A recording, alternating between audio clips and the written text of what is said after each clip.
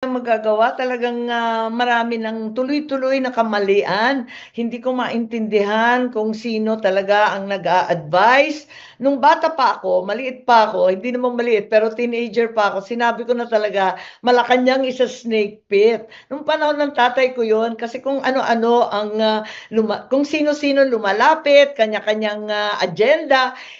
Ngayon, ang nangyayari, talagang nakakatakot. Kaya't, sana pinagdadasal ko lagi ang aking kapatid na mabalik sa tamang landas dahil hindi na tama itong mga pangyayari, itong politika na mapang-api, mangpahigante, hindi na siya ayos. Tutukan natin ang problema ng mamamayan. Balikan natin ang ating tungkulin.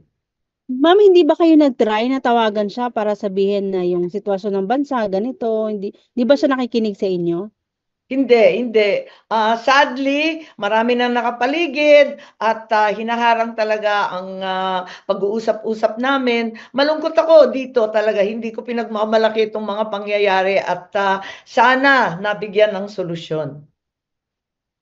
Last na po ma'am, may endorsement din sa inyo si Senator Robin. Ibig po ba sabihin, lilipat na rin kayo sa PDP Laban or independent pa rin? Independent pa rin ako, okay lang kung sino mag-endorse sa akin, nagpapasalamat ako, tuwang-tuwa nga ako kay Senator Robin kasi ang bilis niya sabi niya, sige, ready na ako. Pagdating galing sa Hague, talagang nag-shooting na rin kagad at madalian din. Dahil lang sabi nga niya, pinagsabihan daw silang lahat na magsiuwi at ikampanya na ang lahat ng mga kasamahan. Kaya tuwang-tuwa ako at nagpapasalamat din kay Senator Robin, bonggang-bongga. Nag-enjoy ako sa shoot pero nakakapagtaka. Nag-iyakan kami dun sa shoot na yun. Hindi ko maintindihan. Hindi ako iyakin. Hindi rin siya iyakin pero pareho kaming naiiyak sa sitwasyon ng ating bansa.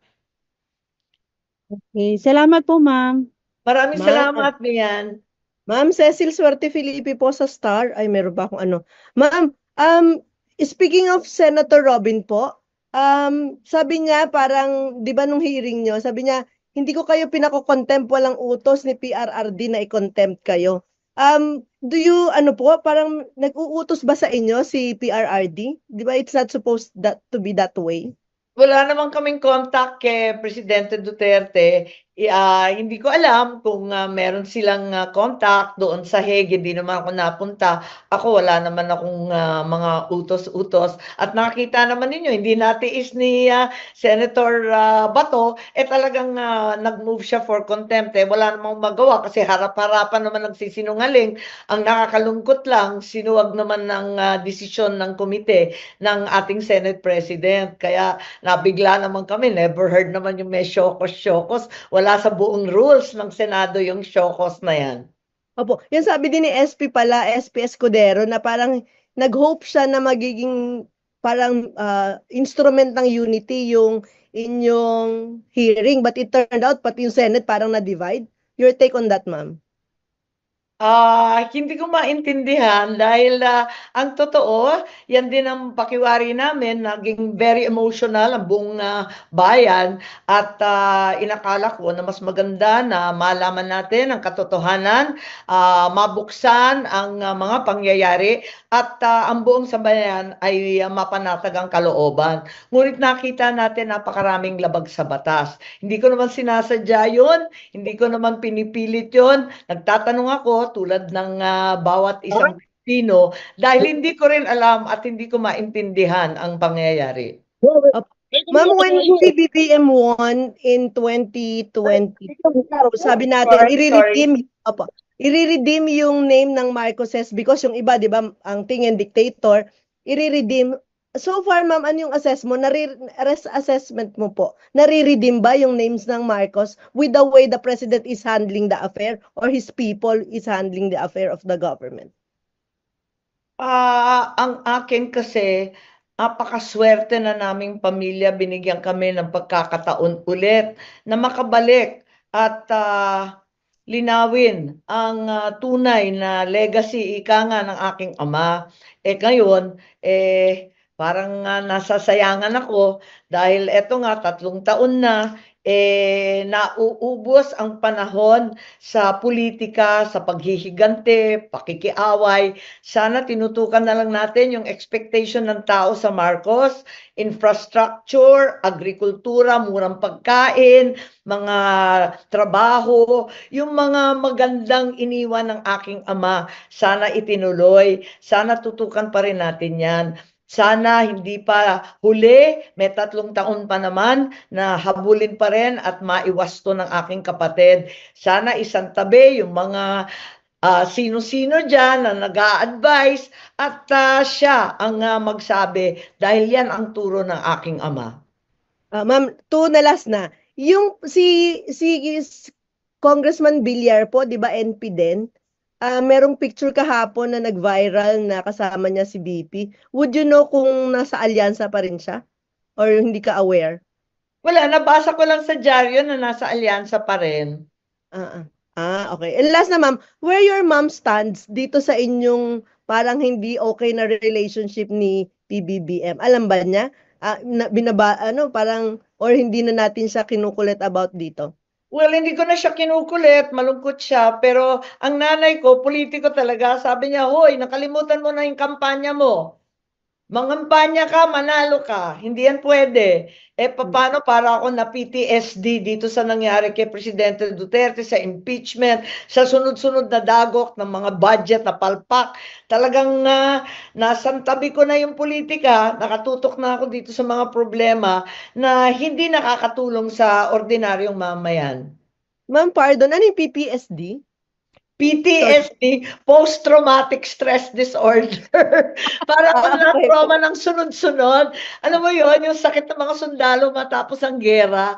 Parang pinupukpok ako sa ulo kasi iba't ibang walang kwentang pangyayari. Sunod-sunod ang nangyayari sa ating bansa. May kidnapping, may gulo ng pogo. Ano ba naman yan? Parang ano bang sitwasyon to? Tapos sa bandang huli, eto nga, na tangay pa yung dating Pangulo na matanda na at may sakit. Sobra na hindi ko na kinaya, para akong PTSD, kaya ako nagbibiro. Nung nakita ko kasi na tinangay si Presidente Duterte, wala akong ibang naaalala kundi yung aking ama at yung buong pamilya namin na tinangay din papuntang Hawaii. At masyadong trauma na siya, parang sobra-sobra na. And last ma'am, it pains you Yung na nanay ko, mas matapang yun siguro. Sabi niya, tigilan yan at ibalik yung kampanya. Tutukan mo yan. Ayun, nagagalit siya. Would you know kung kinagagalitan ni former First Lady yung si BBBM? Ay, hindi ko alam. Pero yung nanay ko, sinasabihan lang ako, ay, mangampanya ka na, tigilan na yan. Opo. And last na, it pains you na hindi kayo okay na magkapatid? Oo naman. Oo naman, hindi naman masaya yung ganon na may humahadlang, na may humaharang, na hindi na kami nakakapag-usap ng maayos. At kung tutuusin, pamilya pa rin kami, politika lang to. Sana maiwas to sa lalang madaling panahon. Pero ang isisigaw ko pa rin, itim. Talagang ipaglaban ng tama, itama ang mali. Thank you, ma'am. And ma'am, ano yung masasabi mo? Parang sinasabi nila, bakit pinili mo yung kaibigan over sa kamag-anak? Ang kultura ng mga Pilipino po, di ba, sa pamilya-pamilya. How would you explain that to the people? Thank you, yun na po. Oo, wala naman akong paliwanag, kundi hindi ko talaga mataim ang pang-aapi, panghihigante, hindi ko siya maintindihan. Para sa akin, hindi talaga tama yon. Kaibigan man, kamag-anak man, talagang hindi ko yan kukonsintihin. Ma'am, si RG Puto, Yes. related dyan yung tanong ko actually. How would you address naman yung mga posibleng ma-turn off na, ay ano ba yan, kapatid niya yung nakaupo, bakit niya kinikriticize, ba't di na lang niya tulungan? How would you address yung mga ganong sentimiento? Yes, maraming sentimiento ganyan, higit sa lahat sa mga Ilocano. Sabi ko, intindihin na lamang ninyo ako, ang apo lakay natin, ang aking ama, hindi ganyan, hindi mapaghigante, hindi nang aape ang nanuduro. Kaya hindi ko talaga matanggap na yung mga advisor sa palasyo, ganyan ang ginagawa. At pati yung kapatid ko ay nadadali. Kung tutuusin, ang aking ama, ang sabi sa akin, alalayan mo yung kapatid mo. Buong buhay niya, buong buhay ko, yan ang paulit-ulit. Alalayan mo, bantayan mo yan. hindi ko na magawa Hindi ko na magawa dahil hindi na ako pinapayagan lumapit, hinaharang na kami, at kung ano-anong sinasabi tungkol sa amin.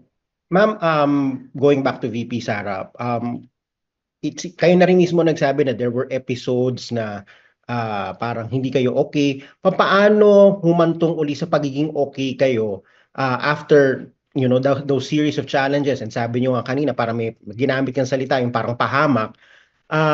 Paano kayo Hindi, nakakapuli dito oo. sa puntong ito na in-endorse ka niya? Hindi, talagang, hindi, parang nagkakainisan lang, 'di ba? Yung term ng hukayin, alala ninyo 'yon? Nagalit yung mga Ilocano doon. Nagalit din sa akin bakit hindi ako nag-react violently. Kaya sabi ko sa kanya, ano ka ba? Ba't mo sinasabi ang ganyan? Yun lang naman. Pero sa kabila nun, parang sinisisi ko rin ang sarili ko kasi parang dinamay ko siya sa gulo, nananahimik na siya, nag-file na siya bilang mayor ng Davao. Kinaladkad ko pa at sinabi ko, sige na, mag-vice president ka. Hindi ko naman akalain kailanman nahahantong sa ganito. Grabe naman to, hindi ko akalain talaga. So ma'am, you regret in a way engineering Uniteam after what happened? Ang taas-taas ang tayog ng pangarap namin na magkakaisa ang bansa, na wala ng politika na isasantabi ang bardagulan, ang lumang politika na napaka-toxic. Wala na yon. Yun ang iniisip namin North and South, solid na solid. Wala na tayong gagawin, kundi magtatrabaho para sa mga magsasaka, ibabagsak natin ang presyo ng bilihin, lahat ng PWD, matatanda, solo parent, tutulungan. Ang dami-dami namin pangarap, mag-uunlad ng Pilipinas. Nako, wala pala nangyari, kundi, ayan, bumalik nga sa bulok na politikang away ng away. Ma'am, last two questions from my end. First, anong message ninyo kay President Marcos? Siguro, ang sasabihin ko na lamang, Holy Week, magmuni-muni tayong lahat.